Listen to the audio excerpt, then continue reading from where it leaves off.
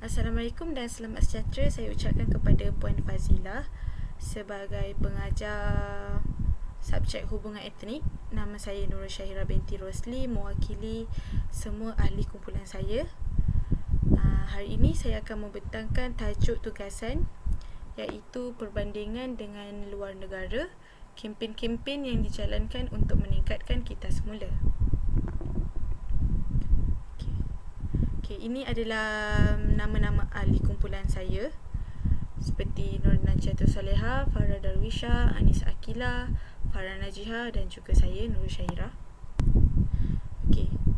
Pada pembentangan saya pada hari ini, saya akan menerangkan berkenaan dengan pengenalan, objektif kajian, kaedah kajian, penemuan dan perbincangan serta cadangan dan akhir sekali kesimpulan.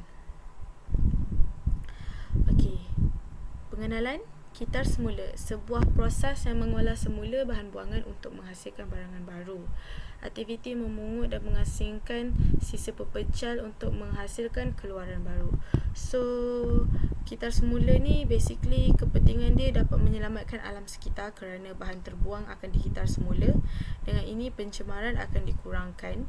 Antara bahan-bahan yang kita boleh kitar semula seperti kertas, kaca, plastik, logam dan juga alatan-alatan elektronik.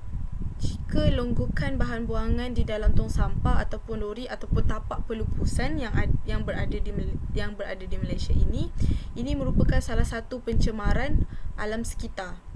Dengan amalan kitar semula ini dapat mengurangkan pencemaran air, dapat mengurangkan pencemaran udara dan juga tanah. Dalam jangka masa yang panjang juga, mengitar semula adalah lebih menjimatkan berbanding dengan usaha menyelenggara tapak pelupusan, sampah atau sistem yang lain.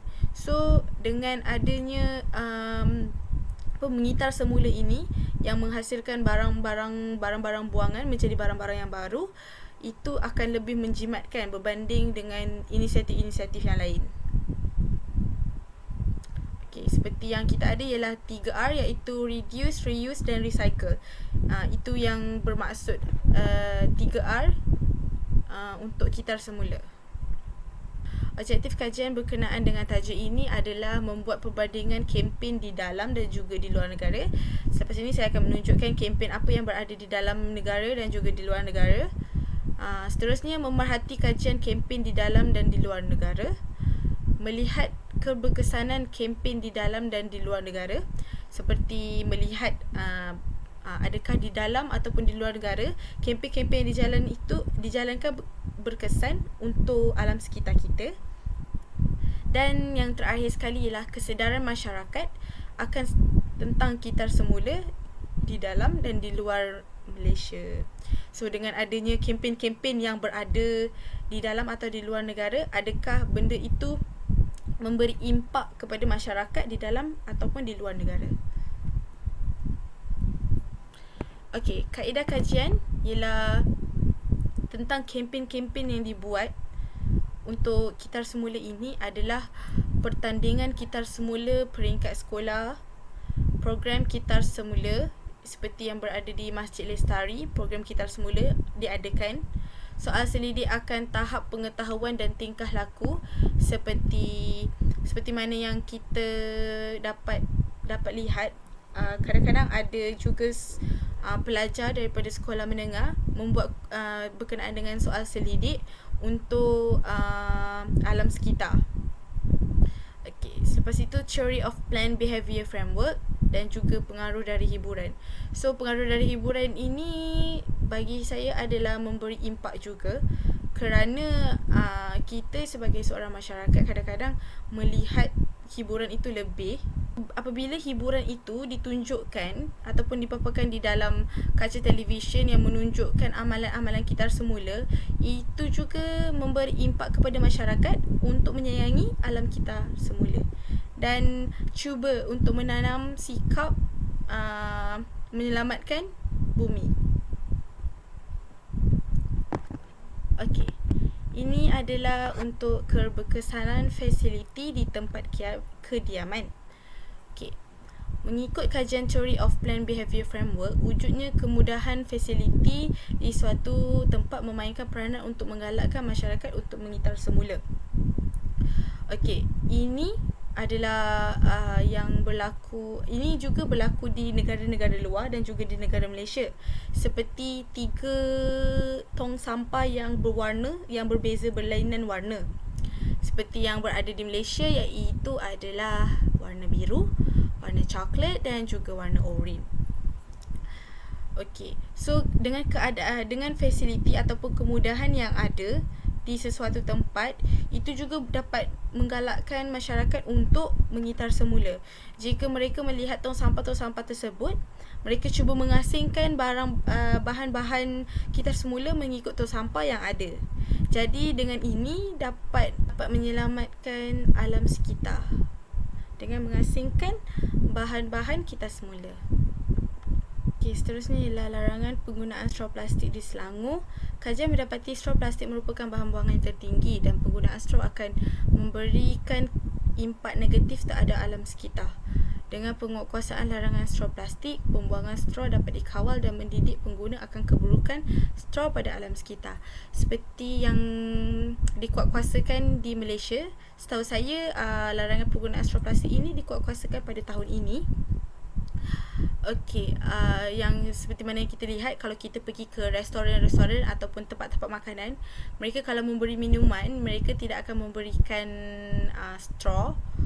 So mereka akan memberikan straw kerana dengan cara inilah kita dapat membantu untuk mengurangkan penggunaan plastik. Okey. Ini juga berlaku pada di negara luar seperti Amerika Syarikat. Pelanggan-pelanggan yang ada untuk membeli air, mereka digalakkan untuk menggunakan metallic straw yang lebih selamat berbanding dengan penggunaan straw plastik. So bagi saya, adanya penguatkuasaan untuk menggunakan straw plastik ini juga memberi impak kepada masyarakat yang menggunakan straw plastik, yang dapat mengetahui tentang bahayanya ataupun keburukan straw plastik ini apabila digunakan kepada alam sekitar. Okey, seterusnya adalah pertandingan kitar semula. Memupuk tanggungjawab dan meningkatkan kesedaran pentingnya untuk melindungi alam sekitar demi masa depan yang hijau, selamat dan sihat. Okey, seperti mana yang kita lihat daripada tahap sekolah rendah, sekolah menengah dan juga tahap IPTA, kita mulakan daripada tahap sekolah rendah dan sekolah menengah, mereka selalu ataupun cikgu-cikgu ataupun pengajar selalu memberikan pertandingan kitar semula seperti penggunaan botol, penggunaan tin ataupun penggunaan benda-benda lain. Seperti kita lihat, penggunaan seperti tin, botol kaca dan sebagainya, penggunaan pengajar akan membuat pertandingan untuk pelajar menjadi lebih kreatif. Selain daripada kegunaan utama bahan tersebut, boleh dijadikan benda lain seperti contohnya tin minuman ataupun pelbagai tin yang boleh dijadikan sebagai alatan untuk meletakkan alatan alat tulis. Okay, selain itu menggalakkan pelajar untuk berkitar semula. So daripada tahap pendidikan awal ini penting untuk memupuk semangat untuk mengitar semula. Okay, seterusnya adalah berkenaan dengan pelupusan sampah di Jepun, iaitu mengajar masyarakat untuk melupuskan sampah dengan cara yang betul. Mengklasifikasikan sampah kepada 4 jenis, iaitu botol, tin, mudah terbakar dan tidak boleh terbakar. Di Jepun, seperti di Jepun, mereka menghasilkan tong sampah yang mengikut jenis-jenis iaitu botol, tin, mudah terbakar dan tidak mudah terbakar. Okay. Seterusnya adalah penggunaan beg plastik di Afrika. Mengenakan caj tambahan sekiranya mahu menggunakan beg plastik dan juga mendisiplinkan masyarakat agar tidak bergantung kepada beg plastik. Ini juga diaplikasikan kepada negara Malaysia. Seperti yang kita lihat, kalau kita pergi ke pusat membeli belah, kita mahu membeli barang yang banyak, mereka akan menyuruh ataupun memberitahu kepada kita kalau kita nak menggunakan beg plastik tersebut, kita hendaklah membayarkan caj tambahan yang lebih lah. So dengan ini memberikan kesedaran kepada masyarakat untuk membawa beg daripada rumah supaya tidak menggunakan beg plastik tersebut. Ini juga dapat mengurangkan penggunaan beg plastik yang ada. So ini juga dapat mendisiplinkan masyarakat agar tidak selalu menggunakan beg plastik dan sentiasa membawa beg daripada rumah untuk membeli barangan. Seterusnya adalah program pelupusan sampah di Sweden dan di Bulgaria. Kesedaran fasiliti seperti tong sampah berwarna memainkan peranan untuk mengajak masyarakat untuk mengitar semula. Okey, seperti mana saya bagi tahu sebentar tadi, di Malaysia juga ada kempen-kempen sebegini, dan juga di negara Sweden dan juga Bulgaria ini juga mengamalkan tong sampah dan menyediakan tong sampah yang berlainan warna untuk masyarakat di negara tersebut membuang sampah mengikut warna ataupun mengikut tong yang telah disediakan. Okay, selain itu, program Kitar Semula mampu menjadi penghubung masyarakat untuk terus mengamalkan amalan Kitar Semula.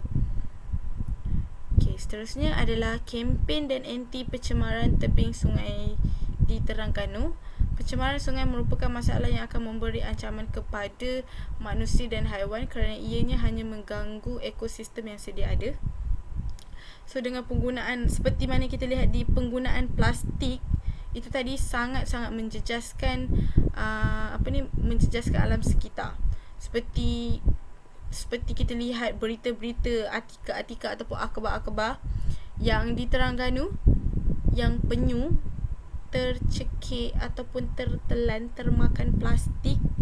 So ia juga menjejaskan ekosistem yang ada di dalam laut tersebut, menjejaskan kehidupan yang ada di dalam air.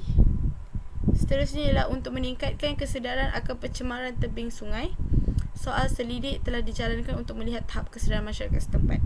So soal selidik telah dilakukan untuk untuk melihat tahap kesedaran masyarakat di Terengganu tentang amalan Kitar Semula. Dan akhir sekali adalah penciptaan tea bag.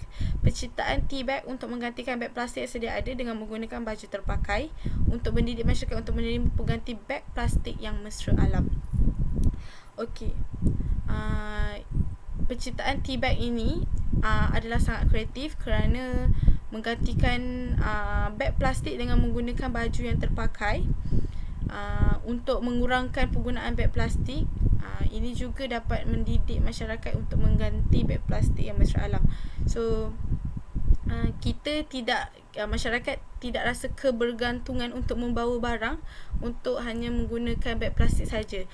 Kita boleh menggunakan benda-benda ataupun kaedah lain untuk membawa barang selain daripada penggunaan beg plastik.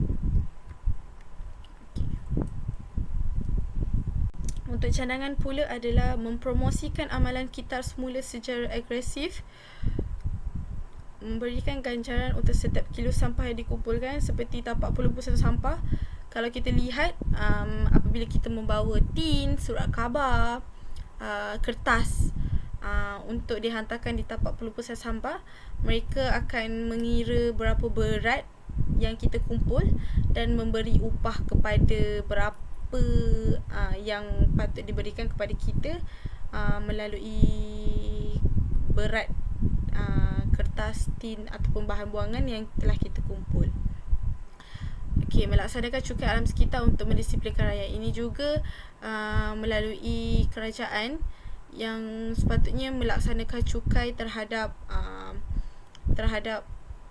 masyarakat, seperti terutamanya kilang-kilang yang membuang bahan pencemaran di udara, membuang bahan-bahan di sungai. Ini harus dikenakan cukai untuk mengekang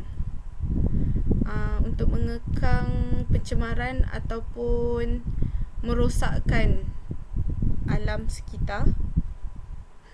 Dan akhir sekali, meningkatkan kesediaan fasiliti Kitar Semula seperti tong sampah berwarna dan lain-lain. Ini juga melalui kerajaan untuk menyediakan fasiliti tong sampah berwarna di setiap tempat. So jadinya terutamanya di pusat membeli belah yang menjadi tumpuan ramai lah. Apabila mereka sudah menggunakan bahan-bahan tersebut, mereka harus membuang di tempat yang sepatutnya. Kesimpulannya adalah menjaga alam sekitar merupakan tanggungjawab bersama demi memastikan alam sekitar kekal bersih dan sihat. Ini adalah tanggungjawab bagi setiap individu, bukan hanya tanggungjawab bagi komunitas setempat ataupun kerajaan sahaja. Amalan kita semula haruslah dididik dari kecil untuk memastikan masyarakat mempunyai kesedaran akan alam sekitar. Pihak berkuasa haruslah agresif dalam mendidik masyarakat akan pentingnya alam sekitar dan amalan kita semula. Jadinya ini adalah tanggungjawab kita bersama bagi menjaga alam kita semula, supaya alam kita semula kita tidak terjejas. Itu sahaja daripada saya. Sekian, terima kasih.